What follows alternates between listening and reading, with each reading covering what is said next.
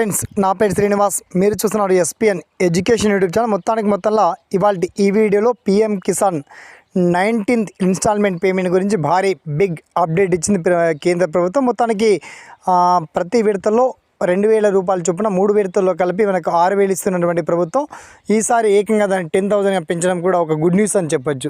అయితే మొత్తానికి పేమెంట్ ఏ తేదీన వస్తున్నాయి, మరి 19th ఇన్స్టాల్మెంట్ పేమెంట్ మీరు ఎలా చెక్ చేసుకోవాలి, ఆ పర్టికులర్ డీటెయిల్స్ ఏంటో మనం షార్ట్ అండ్ క్లియర్ కట్గా తెలుసుకుందాం. ఓకేనా? So let's start our topic.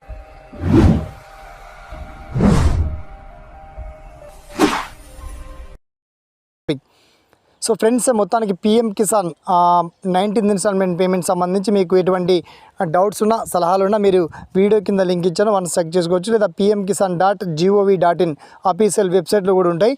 కాస్త ఈకేవైసీ అంటే మీ ఆధార్ కార్డు కావచ్చు, ల్యాండ్ పాస్బుక్ నెంబర్ కావచ్చు, bank account number, pan card, మిగతా మొబైల్ అంటే లింకప్ అయి ఉన్నటువంటి మొబైల్ నెంబర్తోని మీరు ఈజీగా చెక్ చేసుకోవచ్చు. మొత్తానికి February 24th PM Kisan payment మీ ఖాతాలో నగదు క్రెడిట్ కాబోతున్నాయి. ప్రభుత్వం పెంచిన పేమెంట్ ప్రకారం చూస్తే మీకు 3,333 రూపాయల చొప్పున మీ అకౌంట్లో నగదు జమ కాబోతున్నాయి. అయితే ఇప్పటికి వచ్చినటువంటి పేమెంట్ కూడా మీరు చెక్ చేసుకోవచ్చు.